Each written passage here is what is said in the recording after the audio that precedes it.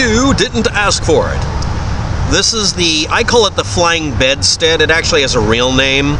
It's basically an experiment that was done a long time ago to figure out how to land on the moon, and they had to deal with the fact that gravity on Earth isn't the same as the moon, and they made a piece of equipment that could almost but not quite automatically land, or at least that was the attempt. Anyway, I'll link to the video you can watch of someone having to eject because this thing was scary.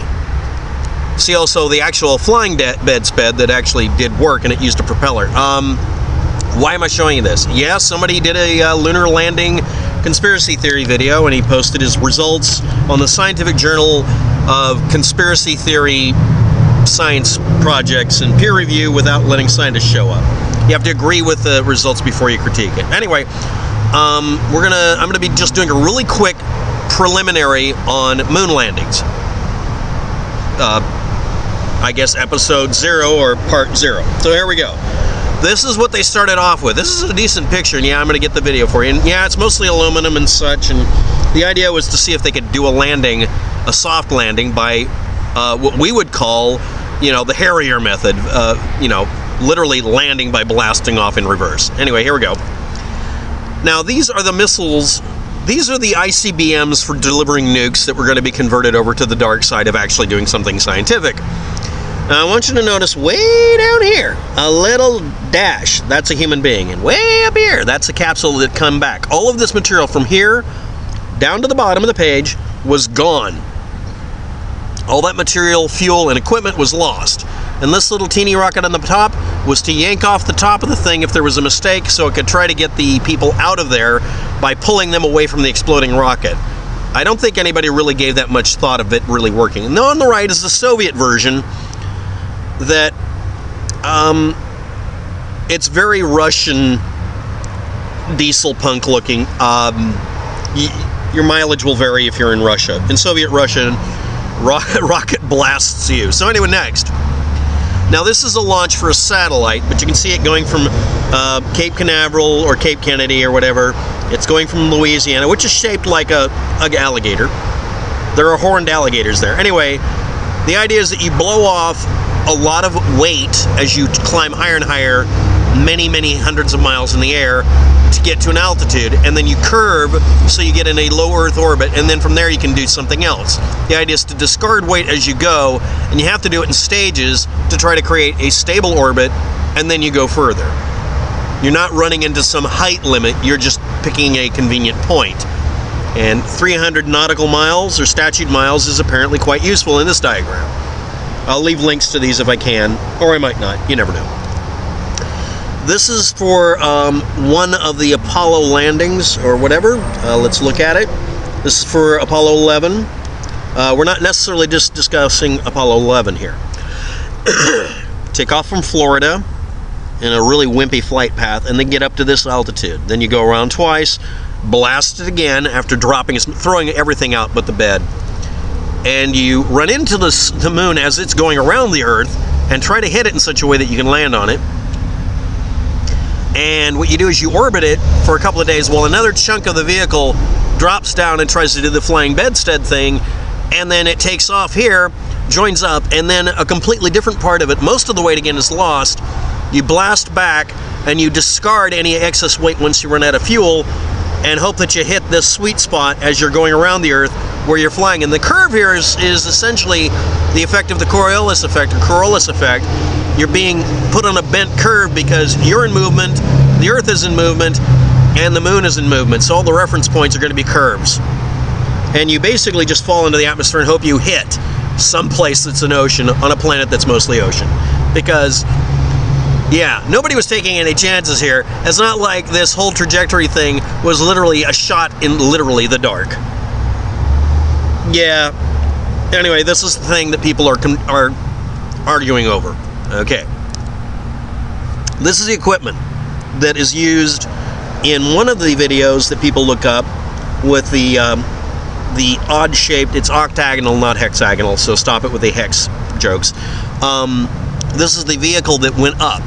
It docked here, and then it broke loose, and then the rest of the thing came back with the capsule being literally the cone of a rocket and the engine behind it. This was a really hinky, weird, stupid way to do things. And the Ascent engine cover does look like a toilet seat. I will acknowledge this. This vehicle here was just designed to land and take off. It was as minimal as possible. And, well, here are your lander feet, etc. Now, why am I bringing this up? Someone, when they landed, also left a camera behind on multiple times trying to record this thing taking off, and it kind of worked. Now, I want you to notice the big bell here and the big rocket. Well, it's actually pretty big. I would say about 6 feet across at the bottom here, but you can look it up. Here are the little ones that are used when you don't have a gravitational field to deal with. Okay, now let's go to the next one. This is the powered descent. This is coming into the atmosphere, and obviously somebody decided to be completely accurate, so they put it right to left. So basically it comes into the atmosphere, basically trying to slow down, which causes it to drop. That's what causes it to drop. It's slowing down its orbit. And it goes from being 63 nautical miles up, which is where the other guy was with his rocket, and the capsule still stuck to it, and this landing equipment and the launch thing landing and dropping and going like that. Basically, it was trying to retro-rocket itself down, like 17 miles of distance. Here's another version of it with obviously not to scale or any attempt at it. Shows you the angles. Braking phase end, meaning they were lowering their speed enough that they could actually fall on the planet, or excuse me, the moon, and this was the ascent pattern. And on impact, nothing could possibly go wrong. Nothing went wrong. Anyway, and as you can see, the bell, oh, it made it really good. Yeah. Kind of a dumb movie set if you show defects, but okay, sure. If you want to say it's a movie set, we're good. And this is the takeoff idea. And again, it seems backwards. You got to take off from here, go up 10 nautical miles, then 45, then 9, then 10, and then swing yourself into an orbit to where you can hook up with this thing in some cockamamie way, and then afterwards, this little piece here is all that returns to the Earth after this thing blasts as much fuel as it can and discards as much weight as possible, so this thing can land, and it should naturally teardrop into the atmosphere. That's what it looked like during docking. This whole section here was used to cause the thing to go back to Earth, and just this little pill here is what returned. Down here is what was left of the landing equipment, right here. And over here would be, let's say, the camera. This is obviously not to scale, obviously. But someone saw a video of this and said it looked hinky in some way. They took off from the moon, it's not the Earth, and immediately tried to go into as much of an orbit as they could, as hard of an orbit, with the engines running as much as possible to get them back off the moon. And they went up 10 nautical miles, as fast as physically possible. And once it docked here, this thing and the thing that was left on the moon were left behind. This thing here was dropped. They got into this thing, this rocket bell, which is even bigger, almost as big as a whole freaking ascent vehicle, fired. And then this little piece was sent back as the teardrop-shaped little pill to be in. Like a lifeboat, they came back,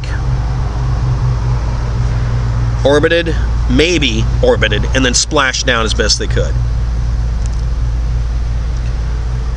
From this cockamamie device, you can watch a video of not working very well, to a landing with a bunch of defects to it, to taking off in a way that someone said looked weird from their perspective, which is one of many video attempts that they didn't get the video because the camera didn't work, or they lost feed, so they don't have recordings of the takeoffs. All of this, one notch short of total chaos. One notch short of just throwing a human being at the moon and hope they don't go splat like Wile E. Coyote. All of this going on, and someone found something to complain about takeoff from the moon. I just want to bring that up. Now I'm going to leave some notes below. You can look it up if you want to. You can explore this person, probe them, if you wish. My take on this is really simple. From that to that. Took a whole bunch of work, and one side fell a little short, and maybe they didn't want to bother with it because it was such a raving, screaming pain in the rump to do, very expensive, and very difficult, and maybe not even doable. because they might have been missing some little bit of information that wasn't shared, to us now basically having Russia do most of the launches. I mean, they do almost all the launches lately, don't they? Or do they? Thanks for watching. Have a good day. Good luck with that.